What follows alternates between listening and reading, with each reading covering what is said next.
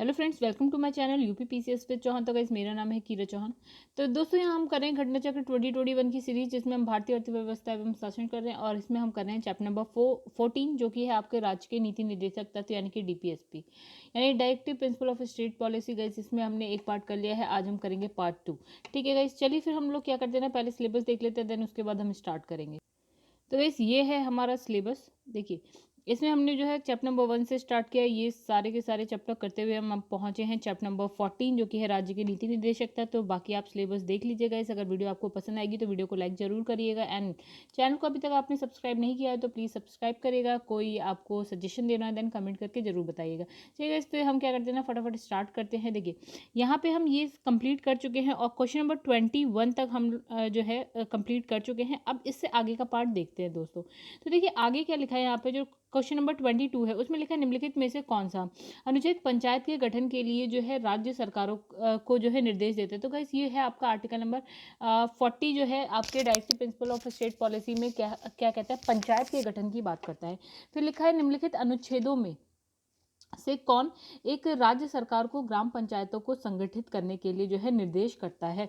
तो गाइस, फिर वही वाली बात हो गई ग्राम पंचायत की, तो आर्टिकल नंबर 40 है। देन यहाँ पे लिखा है, भारत के संविधान के अंतर्गत ग्राम पंचायतों का गठन की बात करते हैं। तो ये क्या एक आपका डीपीएसपी में आता है, यानी directive principle of state policy, यानी राज्य के नीति निर्देशक तत्वों में आता है। तो ये हो गया निर्देशक सिद्धांत। ठीक है गाइस, फिर लिखा है यहाँ सूची 1-2 इन दोनों को मैच कराना है गाइस। तो देखिए, अभी हमने 40 तो पढ़ा है ग्राम पंचायतों के गठन के बारे में। 44 हम जानते हैं आपका है समान आचार संहिता यानी कि यूनिफॉर्म सिविल कोड। तो गाइस, अगर हमने 2 पढ़ लिए, ठीक है, क्या हम इन दोनों से आंसर बता सकते हैं? चलिए आइए देखते हैं। तो गाइस, पहले का आंसर तो है हमारा व्हाट 5, राइट। तो देखिए, ये है हमारा पहले का आंसर है 5। और अभी हमने देखा 44 जो है आपका बी बी लाइक पहले का आंसर है 5 गाइस। ग्राम पंचायतों का गठन आर्टिकल 40 से ही आता है। तो गाइस, इसमें है आंसर है उपरोक्त में से कोई नहीं, बिकॉज इसमें देखिए पहले का तो चलिए बी सही है, मतलब बी जो है आपका पहले का जो है 5th सही है। लेकिन गाइस, यहाँ पे देखिए 5th और किसी में है नहीं। बी का आंसर देखिए 1 ही है, और 1 यहाँ पे कहीं लिखा नहीं है। तो इसका मतलब है इसमें से आपको आंसर नहीं मिलेगा। ठीक है, आइए चलिए देखते हैं इसमें क्या है। इसमें लिखा है कि जो आपका पहला है वो है 40, यानी कि ग्राम पंचायतों का गठन 40 में आता है। समान आचार संहिता 44 में आता है। और आपका कृषि और पशुपालन संगठन की बात करें, देन 48 में आता है। एंड देन 50 क्या न्यायपालिका कार्यपालिका का पृथक्करण है। 51 में है अंतर्राष्ट्रीय शांति का विकास। ठीक है, चलिए यहाँ पे आगे बढ़ते हैं। 40 अभी हमने देखा गाइस क्या था, 40 अभी हमने देखा ग्राम पंचायतों का गठन बिल्कुल सही है। 44 में आपका था समान नागरिक संहिता। तो क्या हम इन 2 से निकाल सकते हैं गाइस? और यहाँ पे देखिए, यानी कि ए का है 1, तो गाइस ए का 1 है, यहाँ पे भी है ए का 1, यहाँ पे भी। सी का है 3, तो गाइस सी का 3 यहाँ पे है। तो आंसर तो हमें पता चल चुका है। और 41 का है काम करने का अधिकार, तो गाइस इसका आंसर ही 1 2 3 4 है। और 48 का है आपका कृषि और पशुपालन, जैसे कि अभी हमने देखा था। चलिए गाइस, आगे बढ़ते हैं। यहाँ लिखा है कौन सा गलत है, हमको ये बताना है। तो 40 में अभी हमने देखा ग्राम पंचायतों का गठन बिल्कुल सही है। और यहाँ हमने देखा समान न्याय संहिता, ये भी अभी हमने 2 बार तो देख लिया, तो आपको रट तो गया होगा। अब इसमें लिखा है कि जो आपका क्या है, न्यायपालिका का कार्यपालिका से पृथक्करण, ये 48 में लिखा, ये है आपका गलत आंसर। ठीक है, चलिए। और 39 ए में क्या लिखा है, समान न्याय और निःशुल्क जो है विधिक सहायता, ये भी हमारा सही है। बट हमारा डी गलत है। डी में देखिए क्या है एक्चुअली, अभी हमने पढ़ा था क्या, कृषि और पशुपालन का संगठन। ठीक है, और इसमें लिखा है न्यायपालिका का कार्यपालिका से जो पृथक्करण है उसकी जो बात है 50 आर्टिकल 50 में कही गई है। चलिए नेक्स्ट पे आते हैं। इसमें लिखा है मनरेगा और परिवार के कम से कम एक सदस्य को वर्ष में जो है 100 दिन का रोजगार दिलाने का जो है प्रावधान है। रोजगार का अधिकार जो है आपका संविधान के भाग 3, यानी कि भाग 3 गाइस क्या था आपका, फंडामेंटल राइट्स था। ठीक है, तो गाइस यहाँ पे देखिए रोजगार का अधिकार आपको फंडामेंटल राइट्स में नहीं मिलता, यानी कि आर तो आपका गलत हो गया। तो इसका आंसर निकालना बहुत ही आसान है गाइस, बिकॉज आर हो गया गलत, तो आपका आंसर हो गया सी। ठीक है, तो इसमें लिखा है महात्मा गांधी राष्ट्रीय ग्रामीण रोजगार गारंटी अधिनियम मनरेगा भारत में लागू एक क्या है, एक रोजगार गारंटी योजना है, जिसे जो है वर्ष 2005 में लोकसभा द्वारा अधिनियमित किया गया था। और ये योजना प्रत्येक वित्त वर्ष में किसी भी ग्रामीण परिवार के उन वयस्क सदस्य जो होते हैं उनको 100 दिन का जो है रोजगार उपलब्ध कराती है। तो कैसे सब हम जानते हैं। अब इसमें लिखा है कि जो क्या है, सांविधिक न्यूनतम मजदूरी पर जो है सार्वजनिक कार्य संबंधित अकुशल मजदूरी करने के लिए जो है तैयार है। अब इसमें लिखा है कि ये संविधान के भाग 4 के आर्टिकल नंबर किस पे 41 के प्रावधान क्या काम की दशा, शिक्षा, लोक सहायता पाने के अधिकार के अनुसरण में लाया जाता है। ठीक है, यानी कि मनरेगा वाला हिसाब किताब आपका आर्टिकल 41 में आता है और इसमें लिखा है संविधान 3 के जो भाग 3 है ना गाइस, वो आपका आता है मौलिक अधिकारों की बात करते हैं और ये रोजगार का अधिकार इसमें शामिल नहीं है। ठीक है गाइस, अगर रोजगार का अधिकार शामिल कर दिया जाए तो सबके सब आपको कोर्ट में ही नजर आएंगे। तो ऐसे लिखा है मनरेगा वाला, देखिए फिर से वही क्वेश्चन है आपका, इसका आंसर है 43। अब यहाँ पे हमने क्या देखा था 41, चलिए यहाँ देखते हैं क्या लिखा है। इसमें लिखा है मनरेगा कार्य जो कार्यक्रम है निम्नलिखित में से भारतीय संविधान के किस अनुच्छेद को लागू करने हेतु लाया गया। ठीक है, तो इसमें देखते हैं इस क्या कहानी है। इसमें लिखा भारतीय संविधान के तहत जो भाग 4 है राज्य के नीति निर्देशक तत्व के अंतर्गत 41 के तहत जो है उपबंधित है कि राज्य अपनी आर्थिक सामर्थ्य और विकास की जो है सीमाओं के भीतर काम पाने के अधिकार को प्राप्त करने का जो है आपका प्रभावी उपबंध करेगा, यानी कि क्या काम पाने के अधिकार को प्राप्त करने का प्रभावी उपबंध।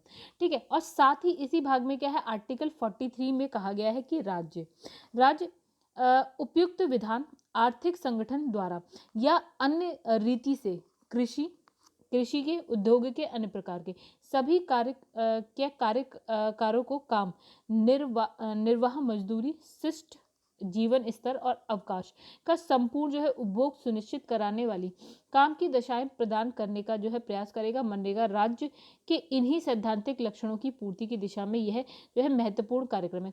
तो गाइस देखिए यहाँ पे आपके पास दो ऑप्शन हो गए, एक 41 में भी कुछ इसके लिए कह सकते हैं आप, और 43। तो यहाँ पे 41 तो था नहीं, 43 है, देन 43 आपका बिल्कुल सही है। ठीक है, चलिए यहाँ पे बढ़ते हैं आगे। तो इसमें लिखा है 42वां संविधान संशोधन द्वारा किस अनुच्छेद के माध्यम से जो है श्रमिकों के प्रबंधन में भागीदारी ठीक है सुनिश्चित की गई। गाइस देखिए क्या कहा गया कि जो आपका कोई इंडस्ट्री है लाइक ठीक है उसका जो मैनेजमेंट है उसमें जो आपके मजदूर है ना उनकी भी भागीदारी हो। तो ये पहले तो नहीं था संविधान में। ठीक है, इसमें क्या होता है 42वां संविधान संशोधन होता है और एक आर्टिकल को जोड़ दिया जाता है। ठीक है, तो वो आर्टिकल है 43A।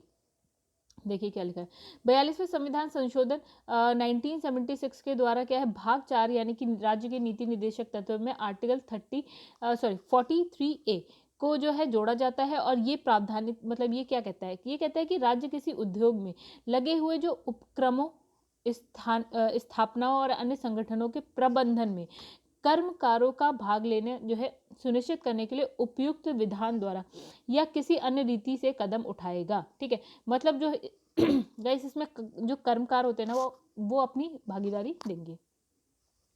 लिखा है संविधान के किस अनुच्छेद के द्वारा उद्योग के प्रबंधन में कर्मकारों की भागीदारी का प्रावधान किया गया है। अभी हमने देखा क्या 43A। भारत में न्यायपालिका का जो है कार्यपालिका से पृथक्करण कहाँ लिखा हुआ है ऐसा। तो गाइस किस में लिखा है राज्य के नीति निर्देशक तत्वों में लिखा है। कौन से आर्टिकल के थ्रू ये बात कही गई है आर्टिकल 50 और जिसके अनुसार क्या राज्य की लोक सेवाओं में न्यायपालिका को कार्यपालिका से पृथक करने के लिए राज्य कदम उठाएगा। देन यहाँ लिखा है राज्य के नीति निर्देशक सिद्धांतों के निम्नलिखित अनुच्छेदों में से कौन सा अंतर्राष्ट्रीय शांति और सुरक्षा के संवर्धन से संबंधित है। गाइस ये है आपका सबसे लास्ट वाला जो आपका नीति निर्देशक तत्व है यानी कि 51।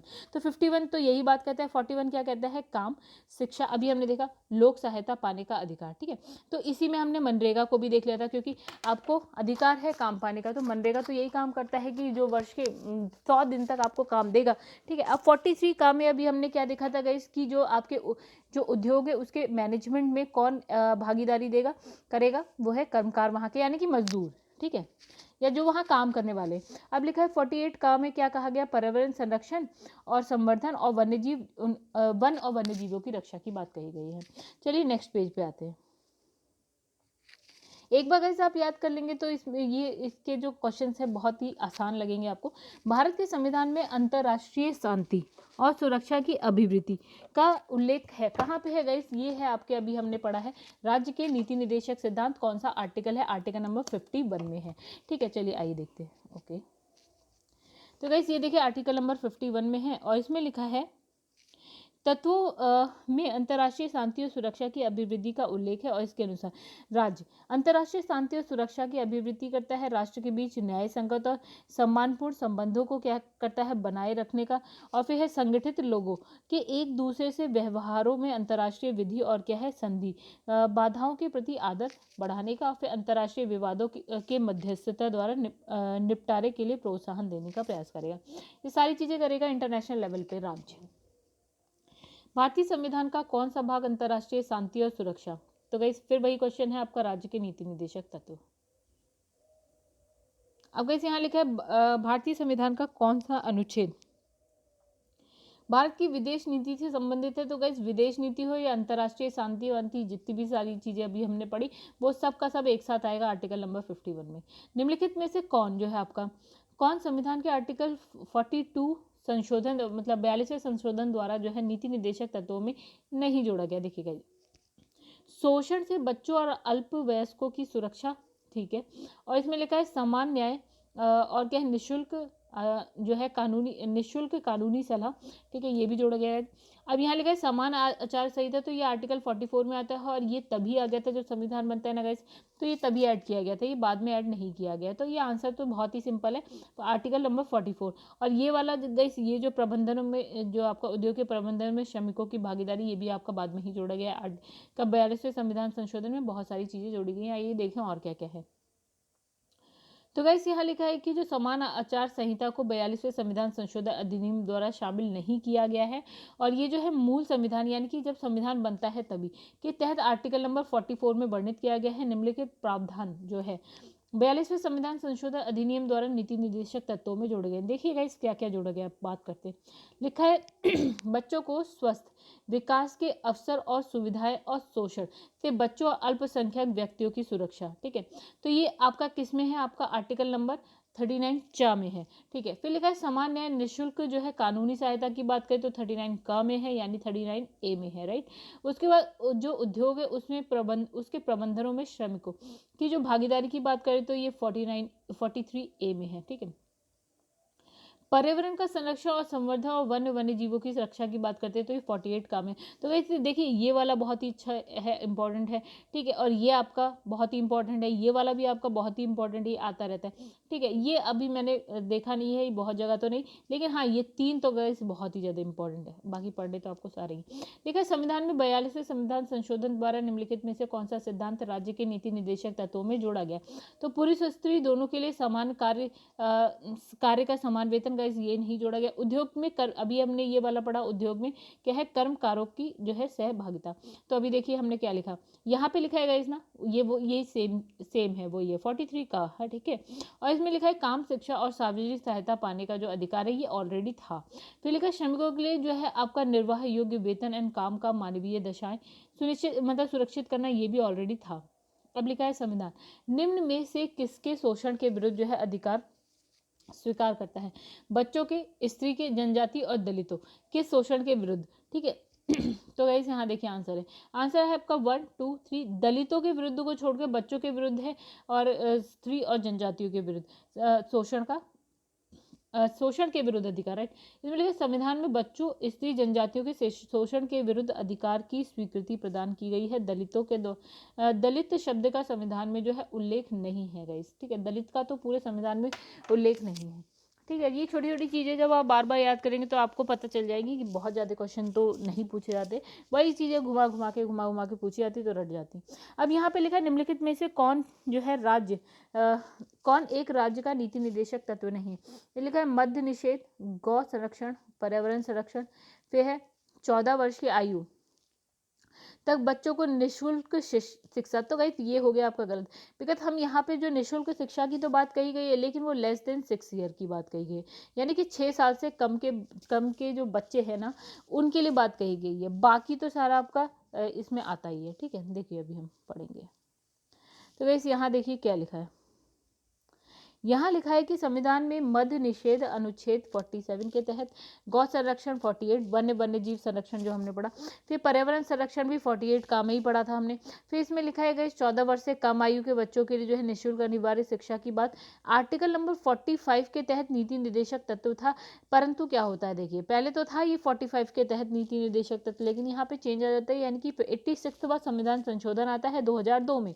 ठीक है, उसके बाद क्या होता है कि आपका 21 का के तहत क्या होता है, जो आपका ये है ना शिक्षा का जो अधिकार आ जाता है वो मूल अधिकार बन जाता है। ठीक है, यानी कि जो आपका 6 से लेकर 14 साल के बच्चों तक के लिए जो शिक्षा के लिए बात कही गई है वो मूल अधिकार में ऐड कर दी गई है आर्टिकल नंबर 21 का में। जब हमने फंडामेंटल राइट्स पढ़ा था तो गैस ये आपको हो सकता है याद हो।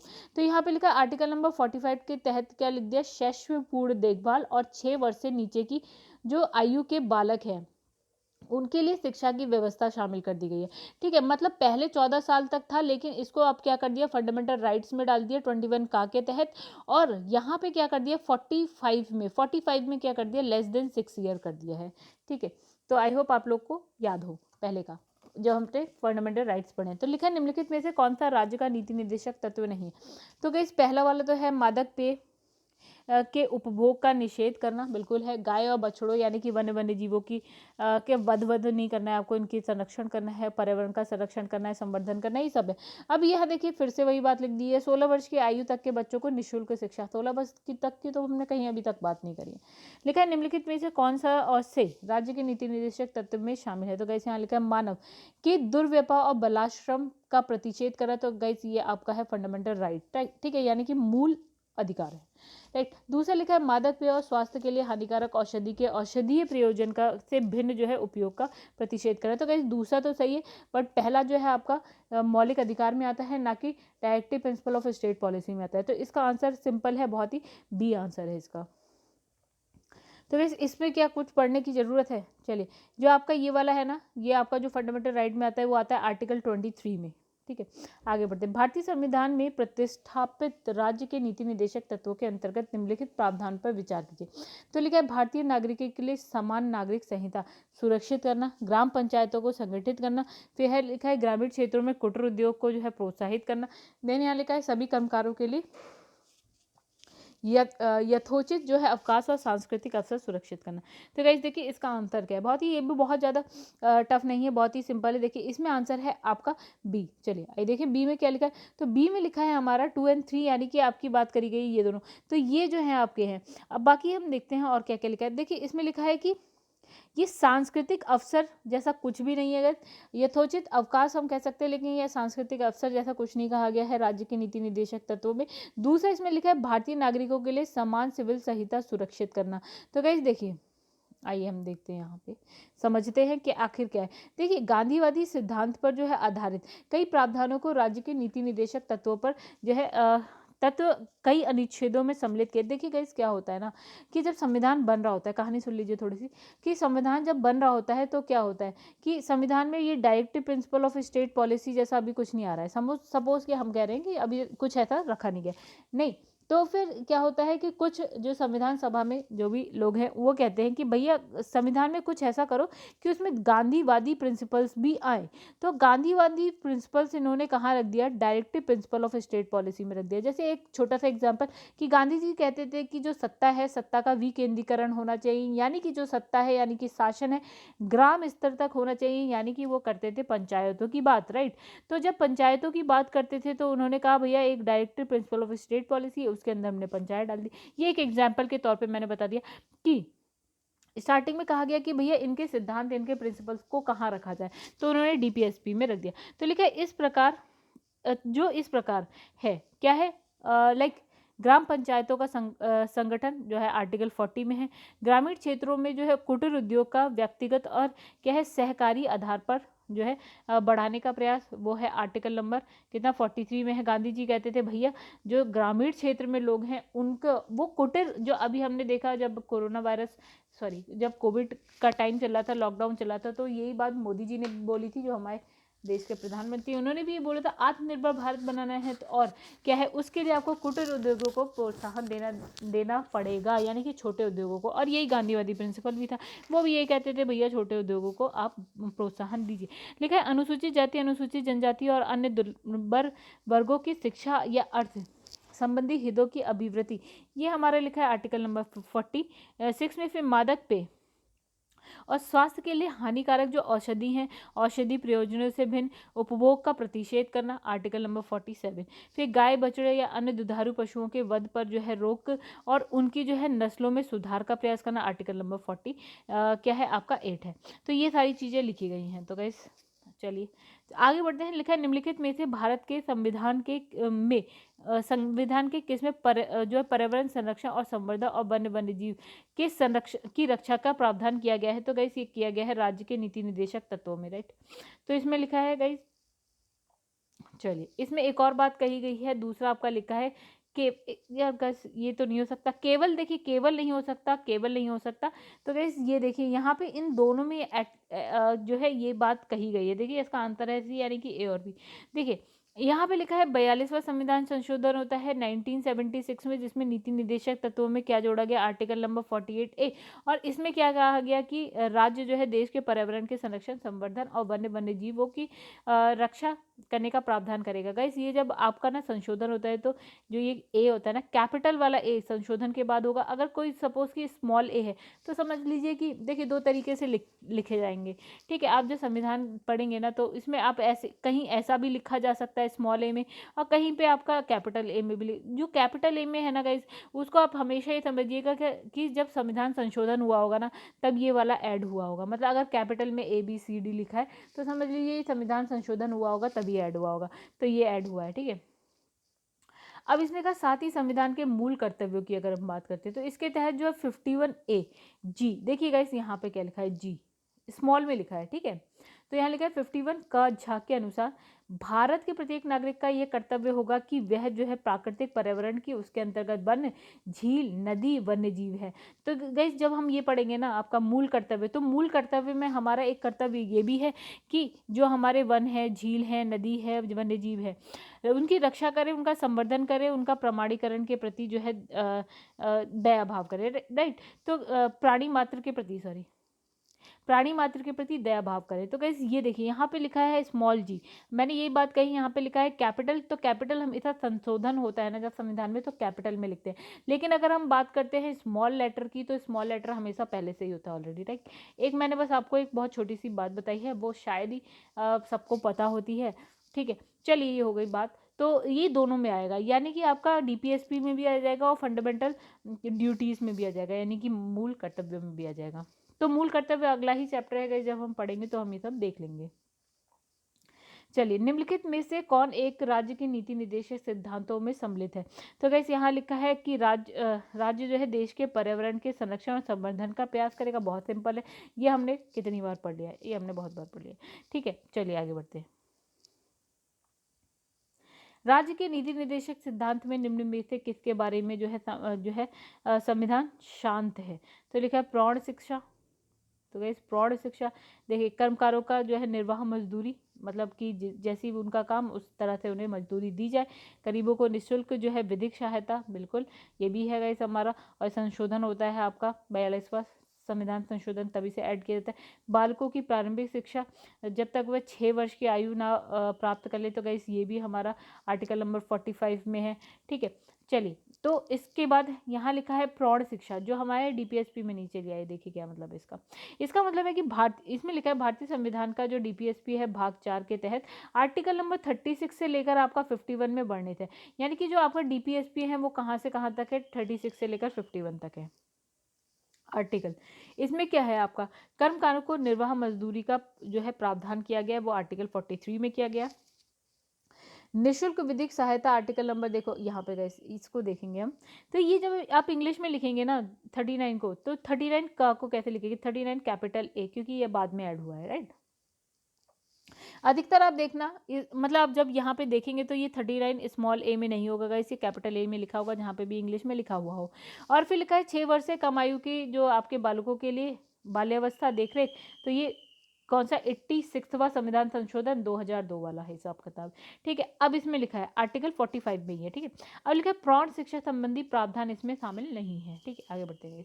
लिखा है निम्नलिखित में से कौन सा एक राज्य का नीति निर्देशक सिद्धांत जो है संविधान में बाद में जोड़ा गया। तो देखिए इसमें लिखा है पहला है ग्राम पंचायत, ये ऑलरेडी था इसमें। मुफ्त कानूनी सलाह, तो गाइस ये रहा आपका मुफ्त कानूनी सलाह ये बाद में जोड़ा। अब देखिए इसमें भी हिंदी में ही लिखा है, इंग्लिश में नहीं लिखा। तो देखिए 42वां संविधान संशोधन 1976 के द्वारा क्या होता है, भारतीय संविधान में चौथा जो भाग है उसमें नीति निर्देशक तत्व की बात कही गई। इसमें 39 का यानी कि 39 कैपिटल ए जो होगा वो आपका इसीलिए है मुफ्त कानूनी सलाह यानी कि सामान्य और निःशुल्क विधिक सहायता का प्रावधान किया गया है। ठीक है, और बाकी इसमें लिखा है गौ निषेध, बिल्कुल है। और फिर है समान नागरिक संहिता, ये ऑलरेडी पहले से ही था किसमें आपका फंडामेंटल, ये जो directive principle of state policy में था। फिर राष्ट्रीय विधिक सेवा प्राधिकरण के संदर्भ में, ठीक है, निम्नलिखित कथनों पर विचार कीजिए। क्या लिखा है, राष्ट्रीय विधिक सेवा प्राधिकरण लिखा है। तो वैसे ये देखिए IAS का क्वेश्चन है। ठीक है, इसमें लिखा है इसका उद्देश्य क्या है, समान अवसरों के आधार पर समाज के कमजोर वर्गों को निःशुल्क और सक्षम विधिक सेवाएं उपलब्ध कराना। ठीक है, बिल्कुल सही है। ये कौन से अभी आर्टिकल में हमने देखा गाइस, अभी हम देख के आ रहे हैं, कहाँ पे देख के आ रहे हैं, हम देख के आ रहे हैं 39 क में, 39A में। ठीक है, तो ये हमने कहाँ देखा, 39A में देखा अभी, का या एक की बात है। फिर लिखा है कि यह देश भर में जो है विधिक कार्यक्रमों और क्या है योजनाओं को लागू करने के लिए जो है राज्य विधिक सेवा प्राधिकरण को जो है निर्देश जारी करता है। चलिए, तो गाइस ये भी आपका सही है। आइए हम इसकी थोड़ी सी व्याख्या देखें तब समझ में आएगा। तो DPSP के तहत जो आर्टिकल 39 का के अनुसरण में राष्ट्रीय विधिक सेवा प्राधिकरण समाज के कमजोर वर्गों को क्या करता है, निःशुल्क एवं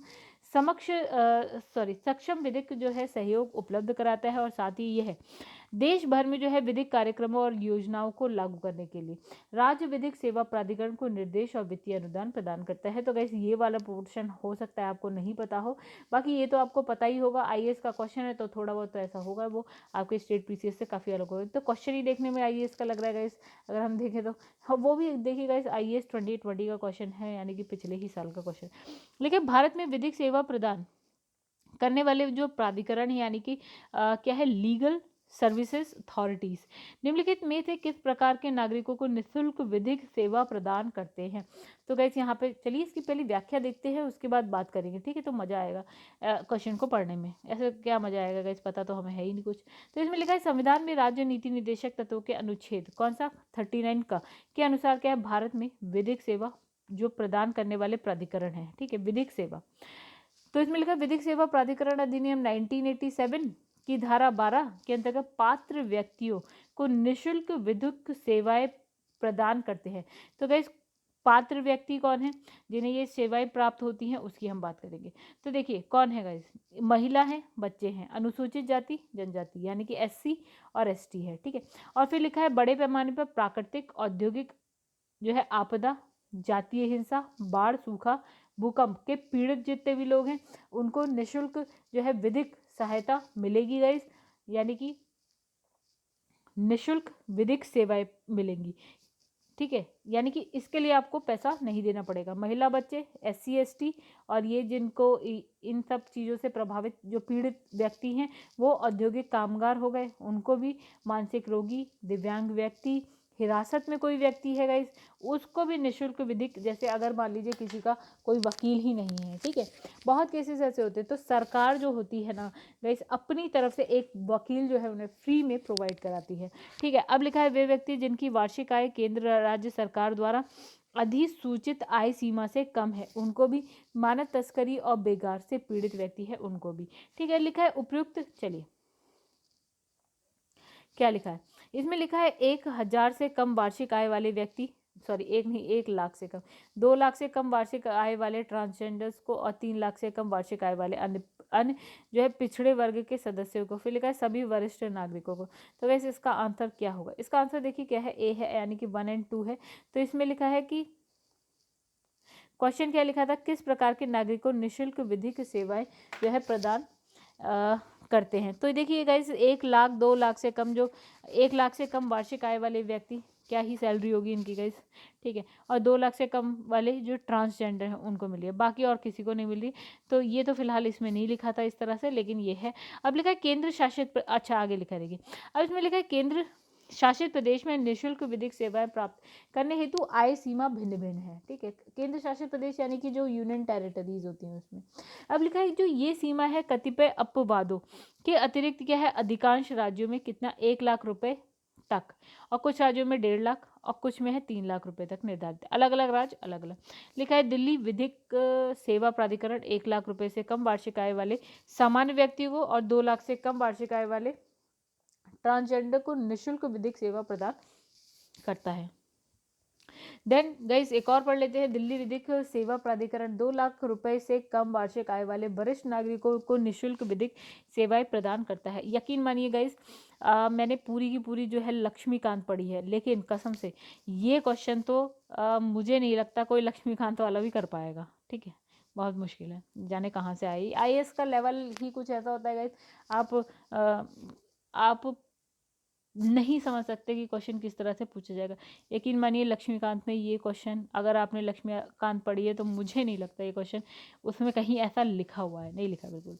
इसमें लिखा है इसमें कौन सा राज्य के नीति निर्देशक सिद्धांतों में जो है सम्मिलित नहीं है। तो गाइस इसमें लिखा है सूचना का अधिकार जो है आपका राज्य के नीति निर्देशक सिद्धांतों में नहीं है। ठीक है, तो बहुत ज़्यादा क्वेश्चन है गाइस, तभी हमने इसे 2 पार्ट में करा, बिकॉज एक पार्ट में करते तो बहुत बड़ा वीडियो बन जाता। फिर इसमें लिखा है संविधान के राज्य के नीति निर्देशक तत्वों के तहत 39 का है, देखिए है, और 41 है आपका, 39 घा है, तो ये सारी तो है ही। तो इसमें लिखा है, तो गाइस यहाँ पे देखिए क्या लिखा है, चलिए पूरा ही पढ़ लेते हैं। तो इसमें लिखा है 39 का में क्या है आपका, पुरुष और स्त्री सभी नागरिकों को समान रूप से आजीविका आजीविका के पर्याप्त साधन प्राप्त करने का अधिकार 41 में है आपकी। जो कुछ दशाओं में काम शिक्षा लोक सहायता पाने का अधिकार फिर आपका 39 घा में है। पुरुष स्त्री दोनों का जो है समान कार्य के लिए जो है समान वेतन वर्णित है, जबकि अनुच्छेद जो है आपका 47 है। तो उसके अनुसार क्या है, राज्य अपने लोगों के पोषाहार स्तर और क्या है जीवन स्तर को ऊंचा करने और लोक जो है स्वास्थ्य की सुविधाओं को अपने प्राथमिक कर्तव्यों में क्या है मानेगा, और राज्य विशिष्ट मादक पेय और स्वास्थ्य के लिए हानिकारक औषधियों के औषधि प्रयोजन में भिन्न उपभोग का प्रतिषेध करने का प्रयास करेगा। अब इसमें सूचना का अधिकार जो है आपका नीति निर्देशक तत्व नहीं है। सूचना का अधिकार अधिनियम 2005 के तहत एक विधिक अधिकार है और सर्वोच्च न्यायालय ने अपने अनेक निर्णयों में इसे संविधान के अनुच्छेद 19(1)(a) यानी कि जो आपका मूल अधिकार है ना गाइस, उसमें वर्णित जो वाक और जो है आपकी अभिव्यक्ति की स्वतंत्रता के मूल अधिकार में निहित माना है। ठीक है, इसमें भी हम मान लेते हैं, नहीं तो ये तो हमारा विधिक अधिकार ऑलरेडी है ही, लेकिन ये डीपीएसपी में नहीं है। लिखा है निम्नलिखित में से कौन सा जो है नीति निर्देशक तत्व है। तो यह समान नागरिक संहिता आपका नीति निर्देशक तत्व है, आर्टिकल 44। ठीक है, तो यही पूछा है इसने। फिर आगे बढ़ते हैं गाइस, चलिए इसमें देख लेते हैं, कुछ नहीं है वही सब बातें लिखी। निम्नलिखित में से राज्य नीति निर्देशक सिद्धांतों के विषय की पहचान कीजिए। मद्य निषेध हो गया, फैक्ट्री और खानों में बाल श्रम निषेध हो गया आपका, बेगार बाल श्रम निषेध हो गया आपका, अस्पृश्यता निषेध हो गया। तो गाइस इसका आंसर है सी, यानी कि सिर्फ और सिर्फ 1। बाकी के जितने भी आप देखेंगे वो आपको फंडामेंटल राइट्स यानी कि मौलिक अधिकारों में मिल जाएगा। देखिए यहाँ पे 41 में आपका यही लिखा है, मादक निर्देश जो है आपका संविधान के आर्टिकल 47 में है, आपके नीति निर्देशक तत्वों में है। फिर हम बात करेंगे फैक्ट्री और खानों में जो है बाल श्रम निषेध करना है, तो आप फंडामेंटल राइट्स 24 जो है उसमें जाइए। फिर बेगार और बाल श्रम निषेध करना है, तो ये भी फंडामेंटल राइट्स है आपका। शोषण के विरुद्ध जो अधिकार की बात कही गई है 23 और 24 यही है। फिर है अस्पृश्यता निषेध जो है आपका आर्टिकल 17 है, फंडामेंटल राइट्स में है, जो कि कहता है कि जो है समता का अधिकार उसमें आपको मिलेगा। ये सारे देखिए इसमें भी लिखा है कि ये सारे क्या है मौलिक अधिकारों के भाग है। चलिए आगे बढ़ते। लिखा है निम्नलिखित में से कौन एक राज्य के नीति निर्देशक तत्वों में नहीं है। तो यह लिखा पुरुष महिला को जो है समान कार्य के लिए समान वेतन बिल्कुल है।